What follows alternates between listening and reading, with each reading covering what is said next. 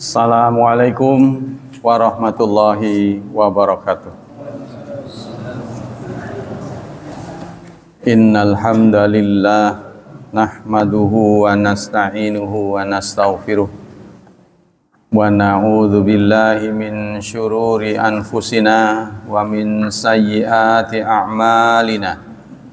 May yahdihillahu fala mudhillalah wa may yudlil fala hadiyalah. Ashhadu an la ilaha illallah wa ashhadu anna Muhammadan abduhu wa rasuluh la nabiyya ba'dah. Allahumma salli wa sallim ala nabiyyina Muhammad sallallahu alaihi wasallam wa ala alihi wa sahbihi wa man sara ala nahjihi ila yaumiddin, amma ba'd. Ayo ikhwah, kajian pagi ini adalah tentang akidah. Judulnya adalah Al-Bid'atu, bid'ah. Al-bid'ah lughatan mim bada'a wa ta'atta ala ma'nayain. Makna bid'ah secara bahasa ada dua. Pertama, ahaduhuma ibtida'u syai' la an mithalin sabiq. Pertama maknanya ada ibtida'u syai', sesuatu yang mula, belum pernah ada. Yang kedua, al-inqita' wal kalal. Qala Ibnu Faris al-ba wad dal wal ain aslani, ahaduma ibtida'u syai' wa sun'ihi la an mithal wal akhar inqita' wal kalal. Yang kedua maknanya terputus. Itu secara bahasa. Kemudian secara syariat, al-bid'ah fid din hiya ma lam yashra'hullah wa rasuluh. Bid'ah dalam masalah agama adalah sesuatu yang tidak disyariatkan Allah dan Rasulnya. Wa huwa ma lam ya'mur bihi amru ijabin walastihbabin, yaitu tidak ada perintah baik wajib maupun anjuran. Fa amma ma amara bihi amara ijabin aw istihbabin wa ulimal amru bihi bil adillati syar'iyyah fa huwa minad din alladzi syara'ahu Allah. Adapun sesuatu yang ada perintahnya, baik itu perintah yang kuat namanya wajib atau perintah yang tidak begitu kuat namanya istihbab, dan urusan itu sudah dimaklumi berdasarkan dalil dari syariat, maka itu bagian dari agama. Wa yaqulu Syatibi fi ta'rifil bid'ah, kata Imam Syatibi, bid'ah itu ialah tariqatun fid din, suatu jalan, cara dalam agama, mukhtara'atan, yang dibuat-buat, tudahi syar'iyyah, yang mirip dengan syariat sebenarnya, tapi yaqsadu bisuluk alaiha ma yaqsadu bitariqati syar'iyyah, dimaksudkan dengan cara itu seperti cara agama tarekat, ya, jalan yang syar'i. Jadi buatan maksudnya.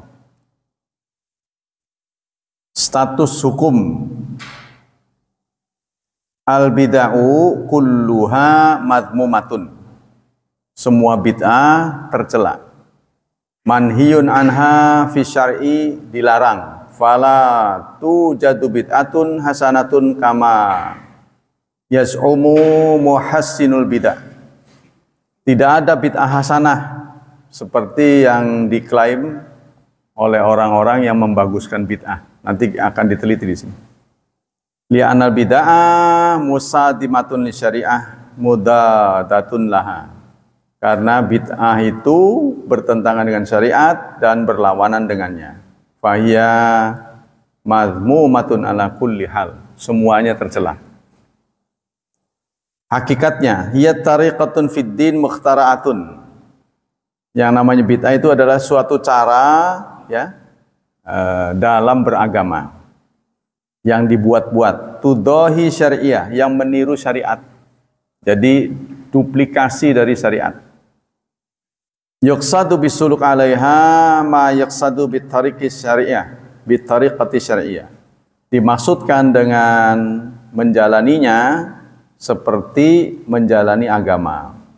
Fayadkhulu fihal ibadat wal 'adat wa quyida bil ibtida fid din li anna sahibaha innama yudhifuha ila din. Disebut ibtida fid din artinya bid'ah dalam agama karena orang yang menjalaninya meyakini itu sebagai bagian dari agama. Dalil-dalil dalam surat Al-Hadid, surat ke-57 ya, ayat 27. Allah berfirman, A'udzu billahi minasyaitonir rajim. Tsumma qaffayna ala atharihim birusulina. Kemudian kami susul setelah Ibrahim dengan utusan-utusan. Wa qaffayna bi Isa ibn Maryam wa atainahul Injil. Begitu juga kami ikutkan dengan Isa ibnu Maryam. Kami beri Isa ibnu Maryam Injil. Wa ja'alna fi qulubil ladzina ittaba'uhu ra'fatan wa rahmah. Dan kami jadikan pada hati orang-orang yang mengikutinya sikap ra'fah, sikap sayang, ya, dan rahmat. Tapi rohbaniatan, yang rohbani, sikap selibat, ibtada'uha. Mereka membuat-buatnya. Jadi hidup selibat, hidup tidak keluar dari urusan agama ya. Jadi mereka di kastil-kastil. Mereka tidak lagi mengurusi urusan dunia, rohaniwannya itu. Nah, sikap seperti itu menurut informasi ini adalah ibtada'uha, adalah bid'ah yang mereka buat-buat. Ya, jadi katanya itu karena penyimpangan meniru Hindu. Jadi agama di dunia ini sebenarnya hanya ada Islam dan Hindu. Di dunia ini katanya. Jadi paganis dan tauhid, politeis dan monoteis. Nah, kalau ada di antara bukan Islam, bukan Hindu, itu biasanya ngikut. Allah mentakdirkan kita itu laqad khalaqnal insana fi ahsani taqwim, sebaik-baik makhluk. Manusia itu sebaik-baik makhluk. Lalu kita menjadikan merendahkan diri. Orang Islam, sahabat Nabi pernah cenderung mau begitu. Ketika melihat kenyataan Rasulullah diturunkan surat 48, surat Al-Fath. Inna fatahna laka fathan mubina. Kami telah memberi futuh kepadamu dengan futuh yang nyata. Liyaghfira lakallahu ma taqaddama min dzambika wa ma ta'akhkhar. Karena itu Allah mengampuni dosa-dosamu yang lalu dan yang akan datang. Nah, dosa yang lalu diampuni banyak ayatnya, banyak hadisnya. Tapi kalau dosa yang akan datang juga diampuni, sementara orang yang masih hidup, ini keren. Ya, maka sahabat setelah Rasulullah diturunkan ayat ini mencari tahu apa respon Rasulullah.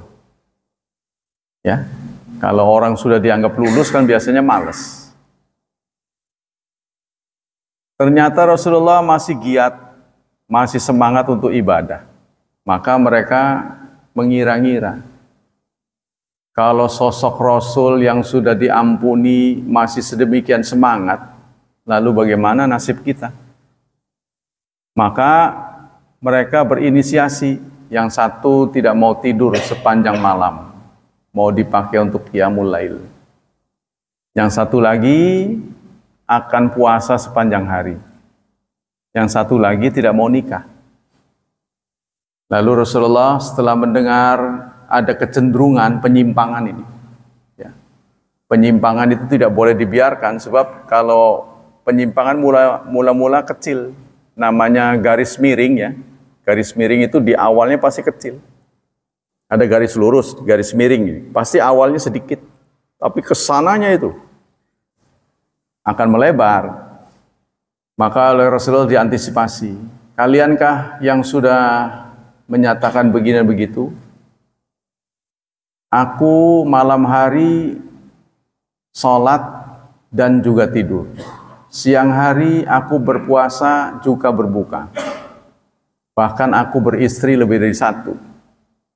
Faman raghiba an sunnati falaisa minni. Barang siapa yang tidak suka pada sunnahku, maka bukan golonganku. Nah, kadang-kadang bid'ah ini dilawankan dengan sunnah. Nah, kalau bukan sunnah ya bid'ah. Jadi mereka melakukan itu bid'ah. Maka ini Allah menyebut ibtada'uha.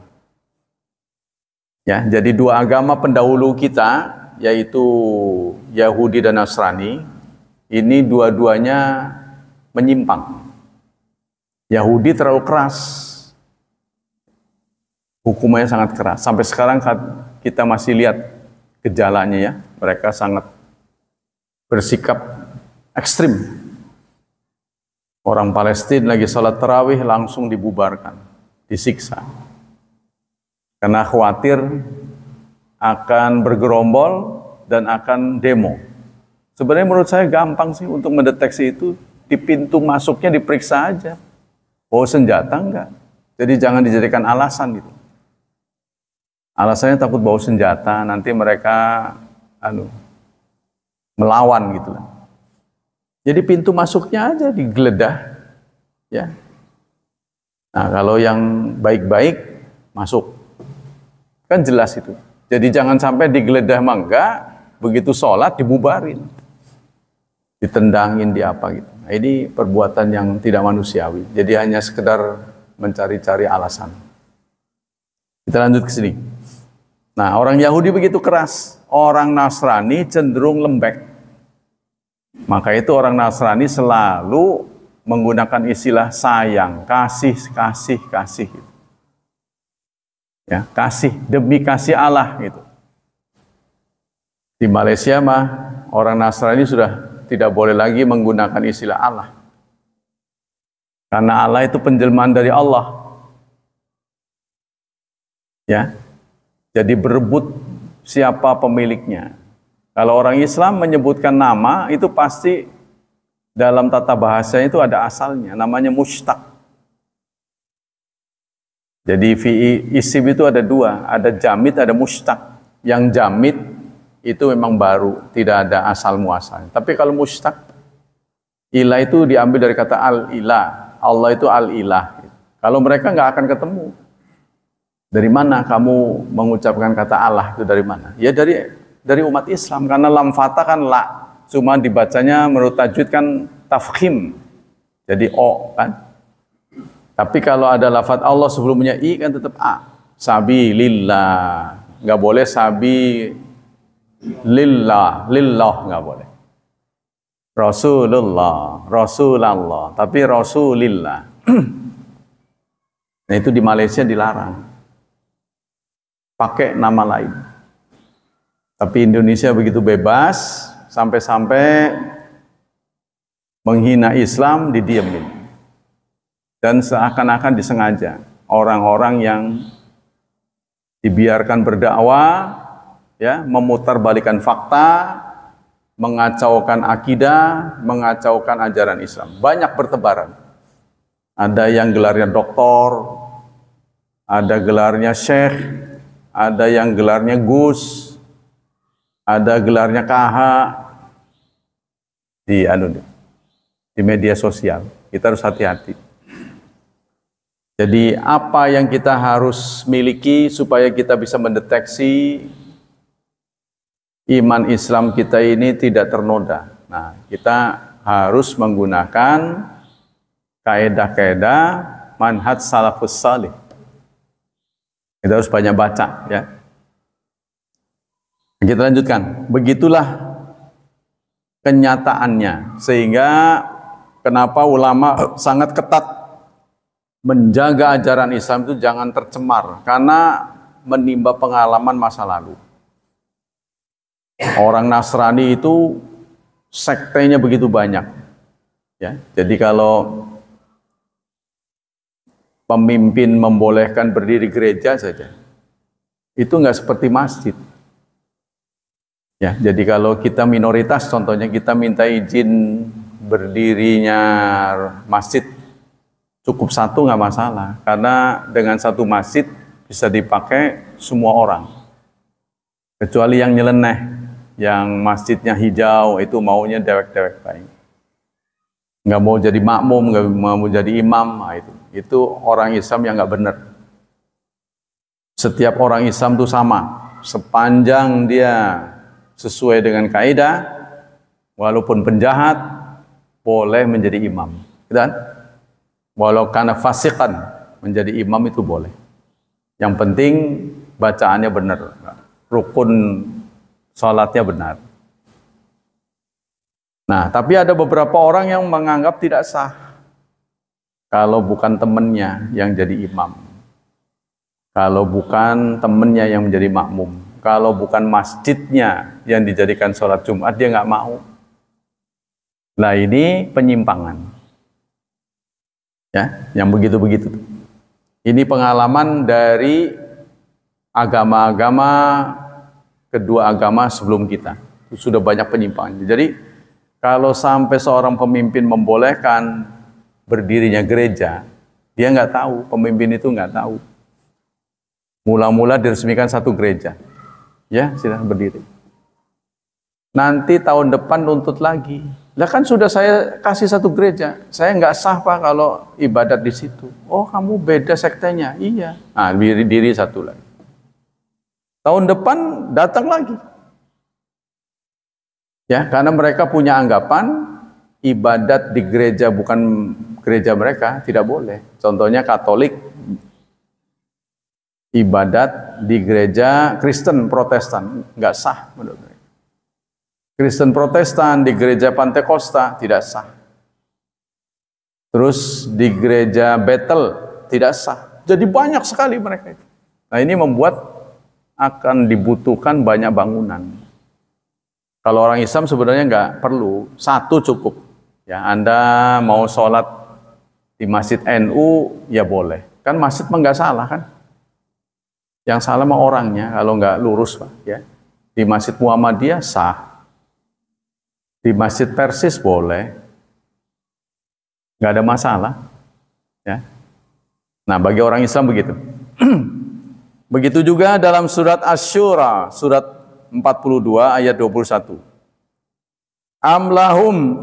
Amlahum syuraka, atau mereka mempunyai serikat-serikat, syara'u lahum minad din, yang telah membuat ya syariat menjadi agama, ma lam ya'zan bihillah, apa-apa yang tidak Allah izinkan. Walaula kalimatul fasli laqudiya bainahum, kalau tidak ada kalimatul fasl. Fasl itu apa? Fasl itu lawan dari wasal. Fasl terpisah, wasal nyambung. Nah, hukuman-hukuman yang sifatnya agama itu oleh Allah ditempatkan sebagai fasal, terpisah. Tapi hukuman-hukuman yang bersifat ilmu eksakta itu sifatnya wasal. Contohnya, kita makan sambal kebanyakan mencret. Ya kan? Kita sebulan naudzubillah nggak sholat, masih bisa senyum, sehat. Karena hukumnya fasal. Fasal itu low respon, butuh waktu panjang. Orang nggak sholat, hukumannya nggak kelihatan. Nggak seperti dia megang listrik kesetrum. Nggak seperti itu. Karena hukuman agama itu dua. Satu, harus dijalankan oleh manusia. Yang kedua, low respon. Lama. Tidak fast. Tidak cepat. Nah itu. Sehingga kita lihat orang yang melanggar ajaran Islam itu mendapat gejalanya panjang. Seorang penjahat tiba-tiba dia rajin sholat. Itu nggak lantas keluar masjid menjadi orang baik, meskipun ada ayat innas salata tanha anil fahsya'i wal munkar. Butuh waktu yang lama. Ya, untuk menjadi orang baik itu butuh waktu yang panjang. Nah, mereka ini membuat syariat walaula kalimatul fasli, seandainya Allah belum memutuskan bahwa pelanggaran-pelanggaran terhadap syariat itu butuh waktu panjang. Seperti Fir'aun menentang Rasul, itu nggak lantas tahun itu dihabisi oleh Allah. Butuh waktu yang lama, panjang sekali, sampai mulai dari Nabi Musa kecil, ya kan, sampai beliau berkeluarga, barulah Allah menghukumnya. Wa inna zalimina lahum azabun alim, dan bagi orang zalim akan mendapat azab yang pedih. Itu ayat-ayatnya. Sementara hadis-hadisnya sebagai berikut. Diriwayatkan oleh Aisyah anna Rasulullah sallallahu alaihi wasallam qala man ahdatsa fi amrina hadza ma laisa minhu fahuwa raddun. Barang siapa yang berbuat ihdas, ya, barang siapa yang ngarang-ngarang dalam urusan kami ini apa yang bukan bagian dari urusan ini, maka dia tertolak. Jadi singkatnya, kalau tidak ada order dari Allah, ditolak. Ya, kalau dalam bahasa perdagangan begitu. KS memproduksi benda, ya, apa itu hasil dari pabrik, produk, membuat produk. Nah, kalau produk ini tidak diorder, dia kirim begitu saja, ya ditolak lah. Sama dengan kita hari ini. Kalau Allah tidak order bahwa sholat yang diterima harus begini, ada syarat dan ketentuannya, maka tertolak. Contohnya sholat belum waktunya, ya, belum waktunya udah sholat zuhur jam 10, sama 4 rakaat, tetap tidak sah. Ya. Atau zakatul fitri dibayarkannya setelah sholat id, kurban sebelum sholat contohnya, tidak sah, walaupun sama-sama yang dikeluarkan bentuknya sama. Wa fi riwayatin, dalam sebuah riwayat, man amila amalan, barang siapa yang melakukan suatu amalan, laisa alai amruna, tidak ada urusan kami, maksudnya tidak sesuai dengan perintah kami, fahuwa raddun, maka urusannya itu tertolak. Wa fi hadits Jabir bin Abdillah anna Rasulullah kana yaqul, dalam hadis yang diriwayatkan oleh Jabir, Rasulullah bersabda, fa inna khairal hadits kitabullah, sesungguhnya sebaik-baik hadis, ucapan adalah kitabullah. Wa khairul hadyi hadyu Muhammad, dan sebaik-baik petunjuk adalah petunjuk Muhammad. Wa syarrul umur muhdatsatuha, dan seburuk-buruk urusan adalah yang dikarang-karang. Muhdatsat itu sebenarnya baru, ya, model, yang dibuat model. Wa kullu bid'atin dhalalah, dan setiap bid'ah adalah dhalalah. Wa minha kama kadzalika haditsul Irbad ibni Sariyah. Begitu juga hadis Irbad bin Sariyah. Wa fihi, karena hadis ini panjang dipotong oleh beliau, anna Rasulullah qala, Rasulullah bersabda, innahu may ya'ish minkum ba'di, sesungguhnya nanti kalian akan hidup setelahku. Barang siapa yang hidup setelahku, fasayara ikhtilafan katsira, maka dia akan melihat ikhtilafan katsiran, perbedaan yang banyak. Fa'alaikum bisunnati, maka hendaklah kalian berpegang teguh pada sunnahku, wa sunnatal khulafa'ir rasyidina mahdiyyin, dan sunnah khalifah-khalifah rasyidin yang mendapat petunjuk.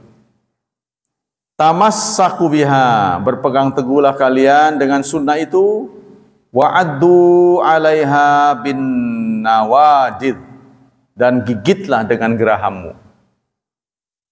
Wa iyyakum wa muhdatsatil umur. Hati-hatilah terhadap urusan-urusan yang dibuat-buat.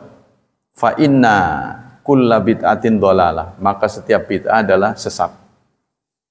Pendapat-pendapat ulama.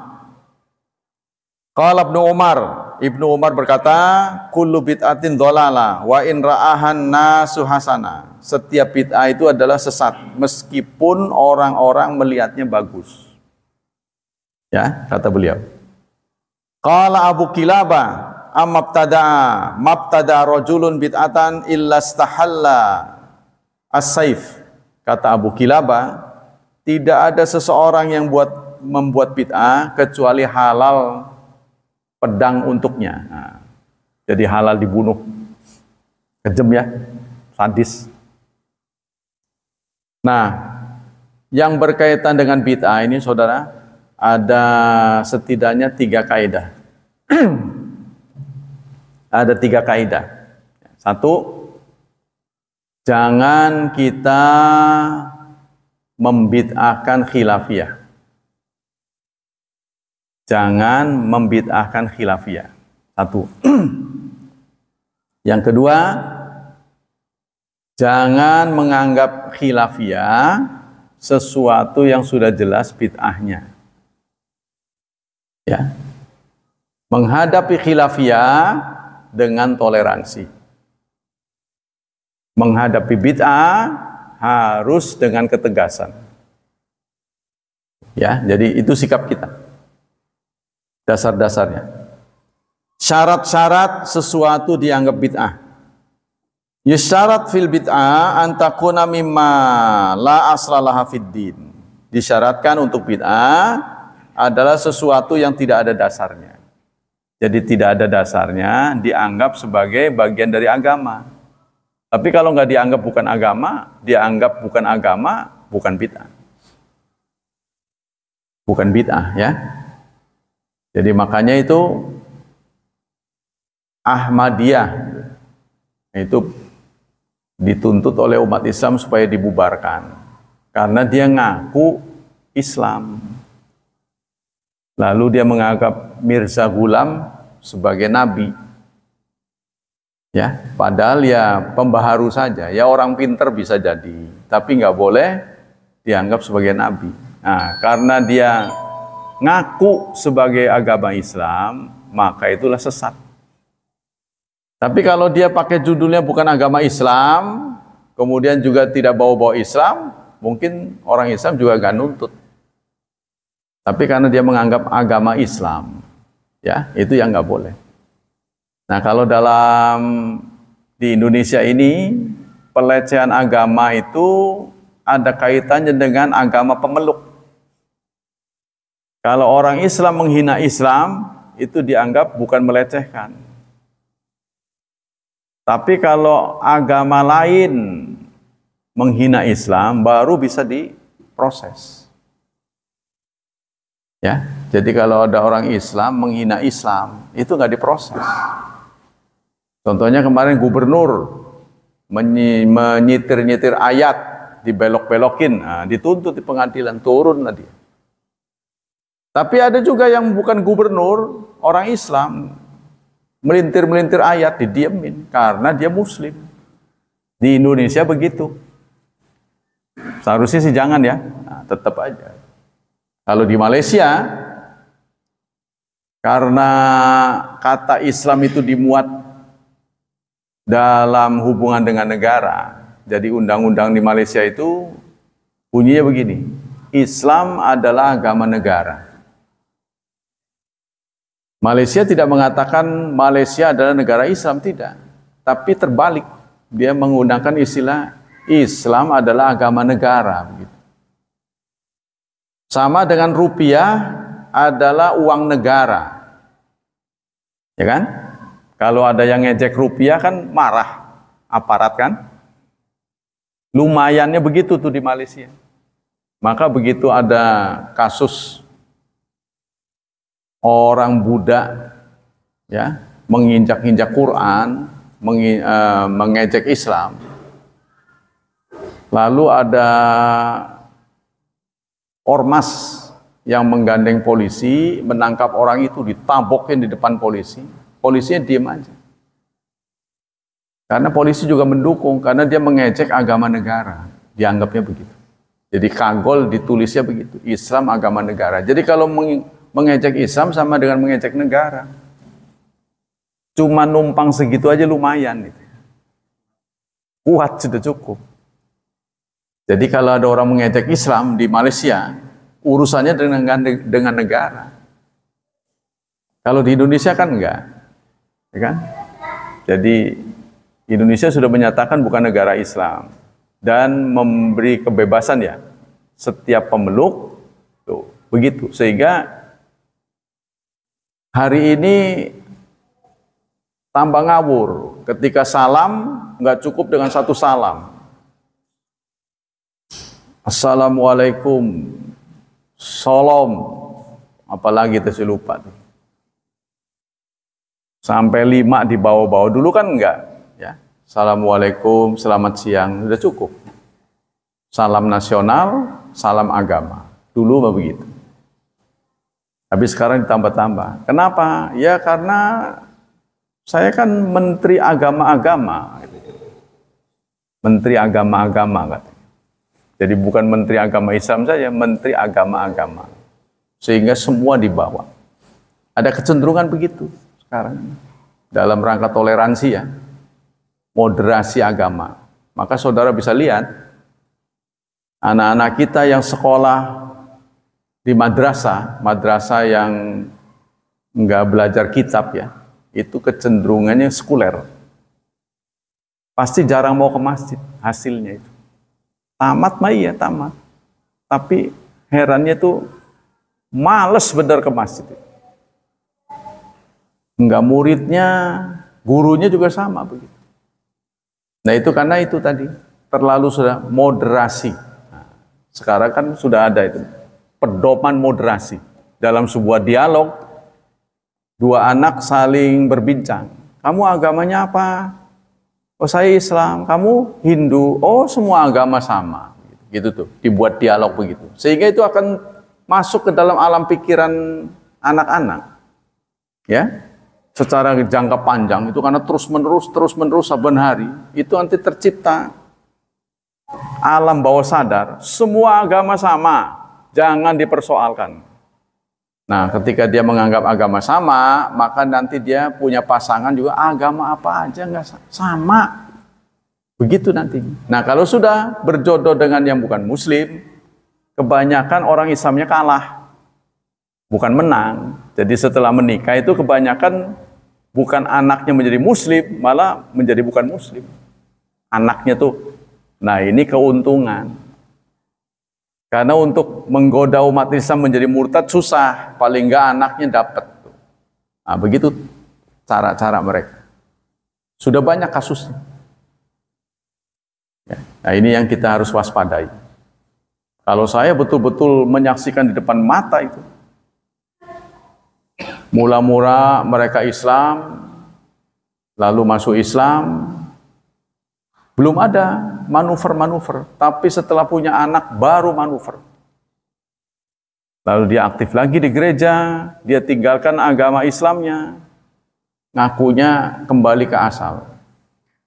Nah setelah itu jadi bingung si perempuan ini, karena kehilangan apa istilahnya tokoh yang memberikan apa ongkos kan, ongkos hidup kan, ya. Artinya apa? Sebagai tulang punggung keluarga, kan perempuan serba salah, tuh kan? Suaminya kok begitu? Nah, dia dihadapkan pada pilihan, apa mau cerai, apa mau lanjut? Kan kalau beda agama otomatis cerai, nggak bisa dilanjut, ya. Apalagi perempuan suaminya. Nah, Allah takdirkan nasibnya nggak bagus. Si laki-laki itu setelah aktif di gereja sakit, muntah darah. Teman-temannya nggak tahu bahwa dia Muslim, itu nggak tahu. Begitu meninggal dibawa ke diperbawa. Kan ada malam penguburan itu biasanya, malam kembang. Datanglah 3 orang perempuan, 1 dewasa, 2 anak-anak, semuanya berjilbab. Ketiga perempuan ini menjauhi keluarganya, jadi diasingkan oleh keluarganya. Jadi keluarganya menuduh gara-gara kamu anak saya jadi begini. Lalu bercerita dia, padahal dulunya suaminya itu muslim. Memang dulunya bukan muslim, masuk Islam. Dia mulai manuver setelah punya anak. Nah ini banyak terjadi di mana-mana. Nah kita lanjutkan. Pembagian sekarang. Penulis kitab ini berkeberatan berdasarkan penelitian ya bahwa bid'ah itu dibagi seenaknya ya, menjadi bid'ah hasanah, bid'ah qabihah gitu. Beliau tidak suka. Nah, kebanyakan alasan-alasan yang beliau sampaikan orang menyatakan bahwa ada bid'ah hasanah itu adalah berdasarkan hadis yang diriwayatkan oleh Jarir bin Abdullah Al-Bajali. Qala Rasulullah sallallahu alaihi wasallam. Rasulullah bersabda, "Man sanna fil Islam sunnatan hasanatan falahu ajraha wa ajru man amila biha. Wa ajru man amila biha ba'dahu min ghairi ayyang qassa min ujurihim syai'. Wa man sanna fil Islami sunnatan sayyi'atan kana alaihi wisruha wa wisru man amila biha ba'dahu min ghairi ayyang qassa min auzarihim syai'." Barang siapa yang ngasalin perbuatan yang baik, sunnah itu ya, maka dia akan mendapat pahala dan pahala orang yang melakukannya setelahnya tanpa kurang sedikit pun. Sebaliknya, barang siapa yang ngasalin suatu perbuatan yang buruk, maka dia akan mendapat dosa dan dosa orang yang melakukan setelahnya tanpa berkurang sedikit pun. Jadi kalau kita membuat sesuatu yang baru ini baik, maka kita akan mendapat pahala, begitu juga pahala orang yang mengikuti jejak kita. Rasulullah tidak pernah menyebut bid'ah hasanah, tapi sunnah. Nah, konteks dari hadis ini adalah ketika Rasulullah dikunjungi oleh utusan ini semuanya orang-orangnya pucat karena nggak makan. Maka Rasulullah pun mengimbau sahabat-sahabatnya untuk memberi makan. Itu katanya. Hadzal hadis kharija mahallin naza' inna sababahu yubayyinul maksud faqad warada fil hath ala sadaqah. Hadis ini kaitannya adalah imbauan untuk sedekah. Karena ada tamu yang kebetulan nggak punya biaya. Ya. Karena inda Rasulillah fi sadri nahar, suatu saat, suatu siang hari, ja'ahu qaumun, datang kepada Rasulullah hufatun, orang yang nyeker, nggak pakai sendal. Ada komunitas datang pada Rasulullah, semuanya tidak menggunakan alas kaki maksudnya. Nyeker atau orang sini, ngodok atau bahasa sini. Uratan serta telanjang, pakaiannya nggak komplit, compang-camping. Rasulullah haru, ya, nangislah karena beliau kan orangnya haru ya. Mujtabi namar awil aba, dia minta-minta pakaian supaya tertutup. Mutakallidi suyuf, serta mengenakan pedang. Amatu min mudar, kebanyakan dari mudar. Bal kulluhum min mudar, bahkan semuanya. Fatama'arra wajhu Rasulullah, maka wajah Rasulullah nampak sekali berubah setelah melihat komunitas ini. Komunitas orang yang nggak mampu. Beliau mukanya berubah, sedih sekali. Lama ra'a bihim minal faqah, saat Rasulullah melihat kemelaratan yang diderita oleh komunitas ini. Fadakhala tsumma kharaja. Kemudian beliau masuk dan keluar lagi. Fa amara Bilalan fa adzana wa aqama. Lalu beliau menyuruh Bilal untuk azan dan qamat. Fasala Setelah selesai salat, tsumma khataba. Beliau pun berpidato, ya ayuhan nas, wahai saudara-saudara, ittaqu rabbakum, bertakwalah kepada Tuhanmu, alladzi khalaqakum min nafsin wahidah, dan seterusnya. Lalu Rasulullah menyebut surat 59 ayat 18. Ittaqullah wal tanzur nafsum ma qaddamat liqad. Dibacakan ayat ini, tasaddaqa rajulun min dinari. Kontan disambut oleh sahabat dengan sedekah dinar. Padahal ayat ini juga sering saya baca. Ya, menjadi materi khutbah. Tapi responnya nggak ada. Kalau sahabat kan langsung merespon dengan sedekah. Rasanya ayat ini juga suka saya baca. Tapi diem aja. Karena nggak ngerti. Ya kita jangankan begitu. Aqulu qouli hadza wa astaghfirullah li wa lakum wa lisairil muslimin wal muslimat wal mu'minin wal mu'minat fastaghfiru innahu huwal ghafur. Ayo istighfar. Malah sholawat. Allahumma salli ala Muhammad wa ala ali Muhammad. Begitu disadarkan malah dicoret khotibnya. Tuh, begitulah nasib di Indonesia. Jadi harus penuh kesabaran. Jadi harus ya dianiaya udah harus amar ma'ruf nahi mungkarnya harus hati-hati. Kalau kata orang sini tokmol langsung main tuding. Wah, bisa-bisa kemungkaran. Hati-hati saudara. Cerita maulid mungkar.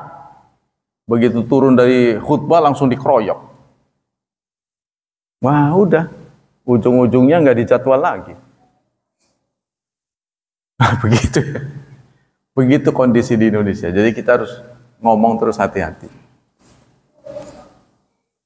Lalu disambut oleh para sahabat dengan sedekah. Ada yang 1 dinar, ada yang 1 dirham, ada yang pakaian. Begitu tuh. Padahal ini wal tanzur nafsum ma qaddamat lighad. Hendaklah seseorang mengevaluasi apa yang sudah dia keluarkan untuk hari esok. Nah, dengan ngomong begitu saja langsung disambut dengan sedekah di mana-mana. Kadat kafaut tu'jizu anha. Bahkan sampai-sampai saking banyaknya itu orang tuh sampai pada ngelewer tuh. Yang mau disedekahkan itu nggak muat, nggak bisa dibawa lagi. Ya, saking banyaknya. Balqat ajazat tsumma tataba'an nas hatta ra'aita qaumaini min ta'am wa thiyab. Sampai-sampai ada 2 bakul katanya. Baik makanan maupun pakaian. Orang-orang pada sedekah. Hatta ra'aitu wajha Rasulillah yatahallal. Sehingga aku lihat wajah Rasulullah berubah menjadi sumringah.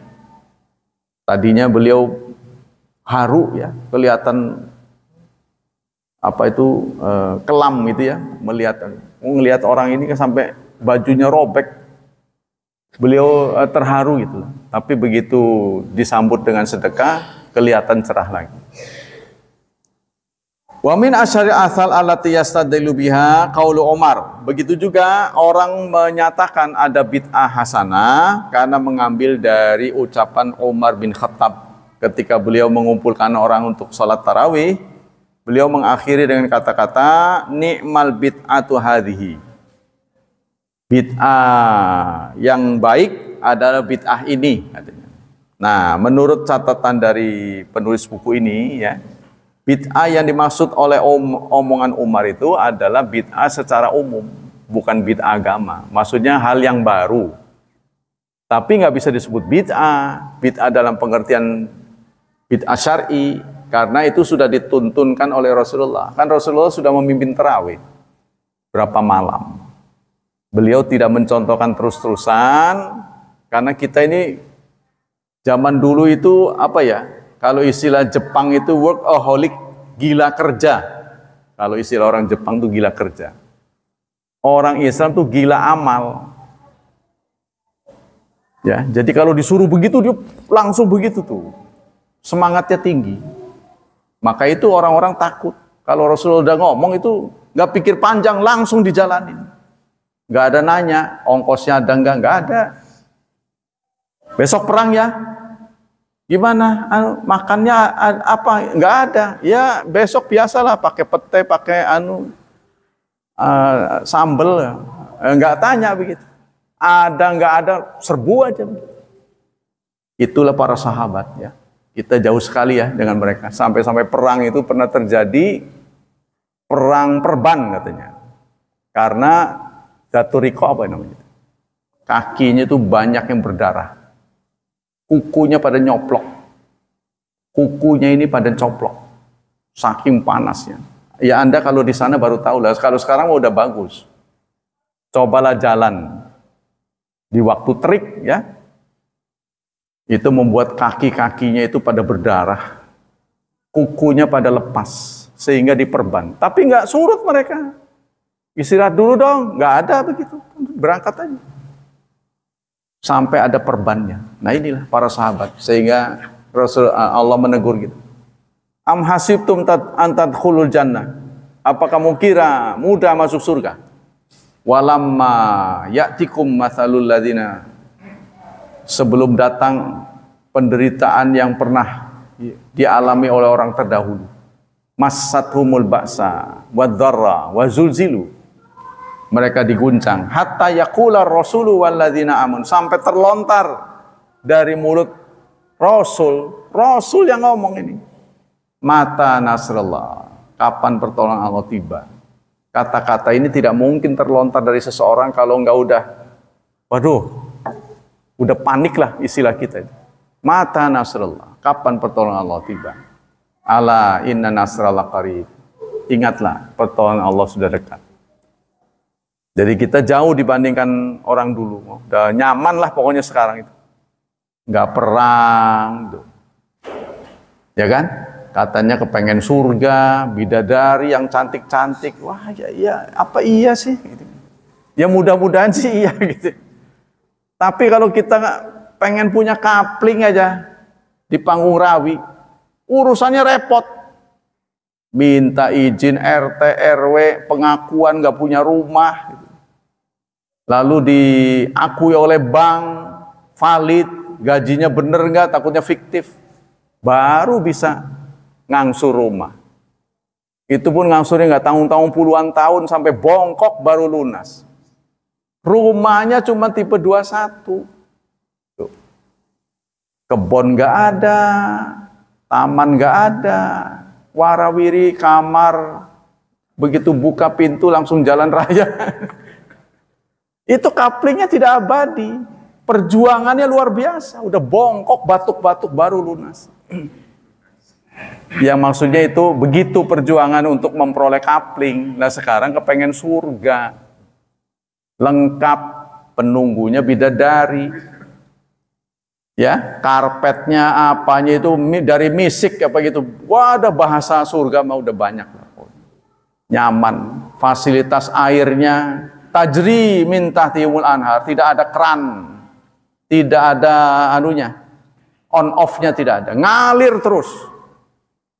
Coba sekarang kita punya keran dibuka terus, listrik nggak pernah dimatiin, kalau nggak gajian langsung nombok,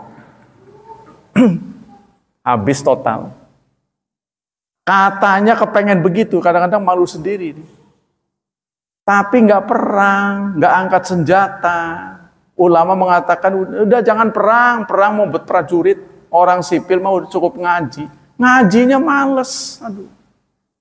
Ngaji nggak perlu angkat senjata, angkat pena, pulpennya juga ringan, harganya rendah, nggak sampai juta-jutaan, dapat sepak mungkin, masih males juga.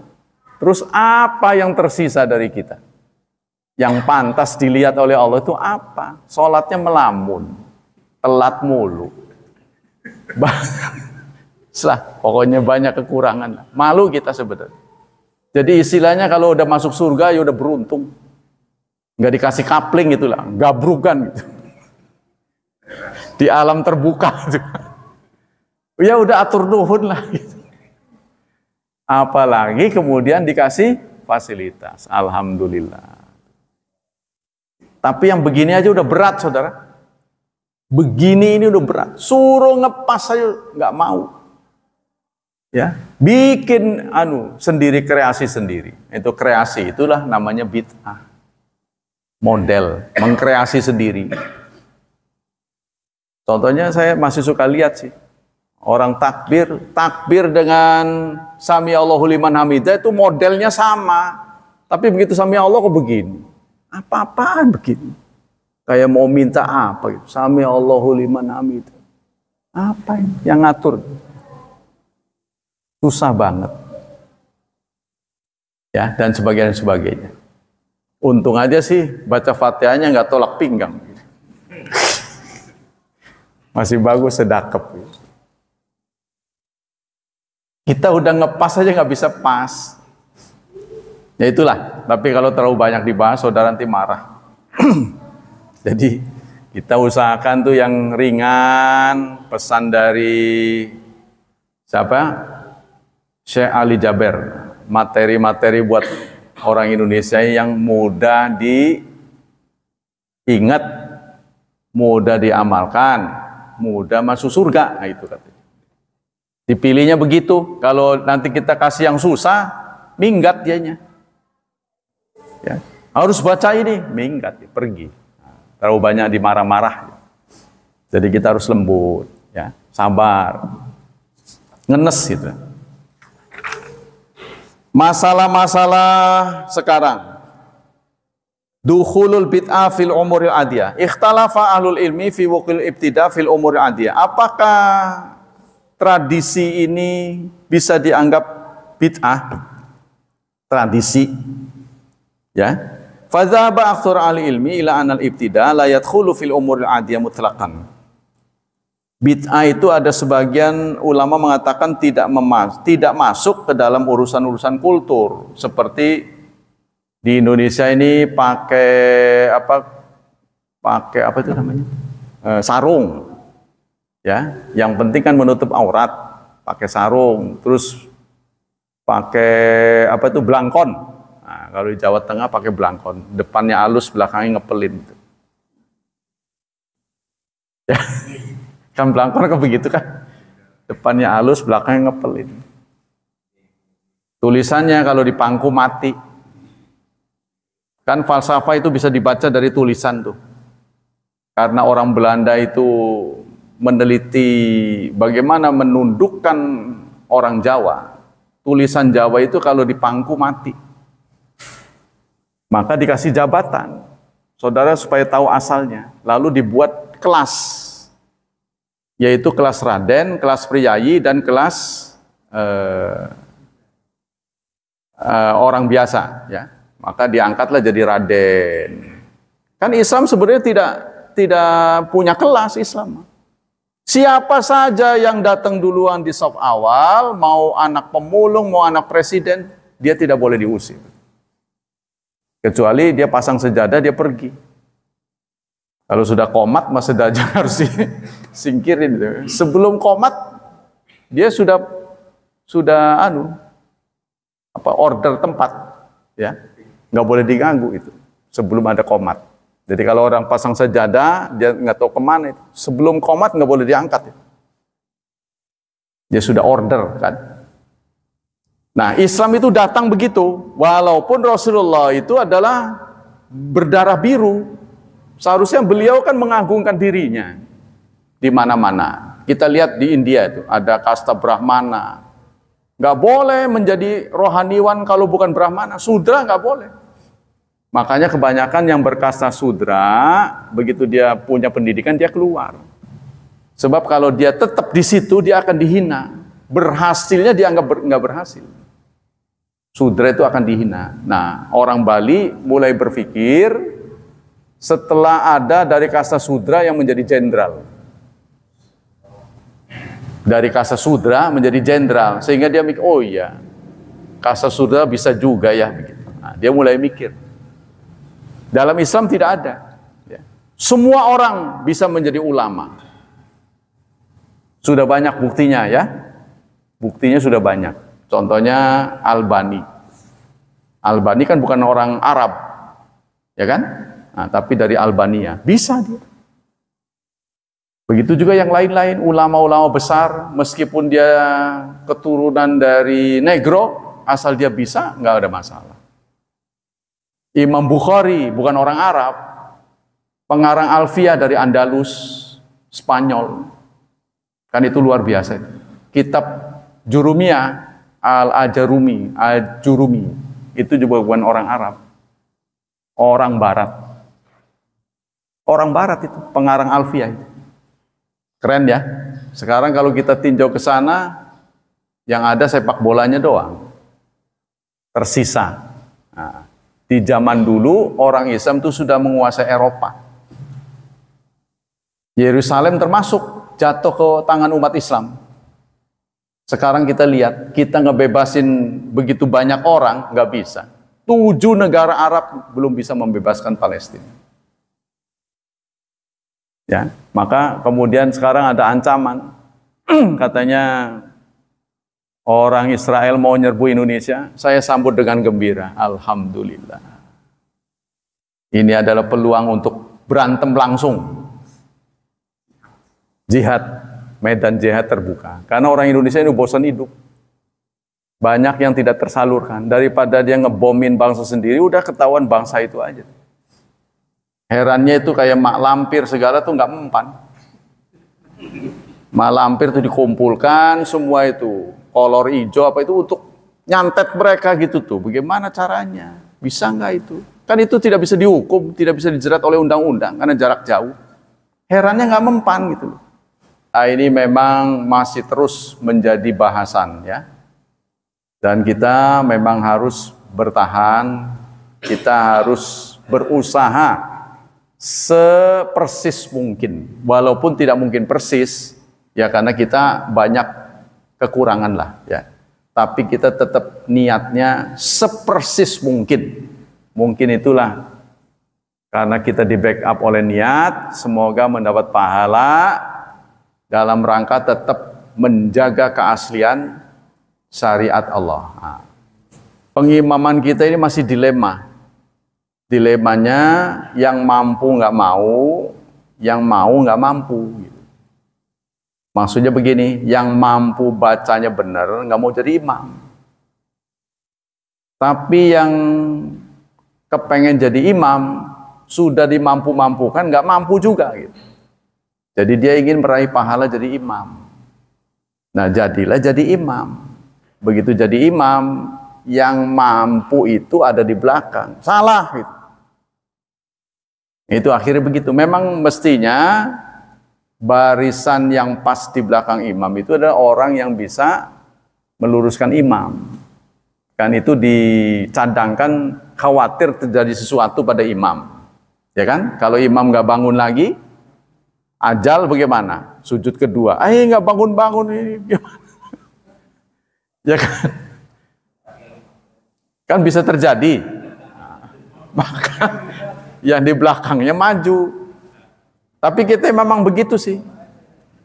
Gitu Pak. Jadi dilema. Kita ini dilemanya begitu. Idealnya begitu. Yang di belakang imam itulah yang menjadi cadangan. Lagian kan imam berhenti itu belum tentu lupa ngatur napas.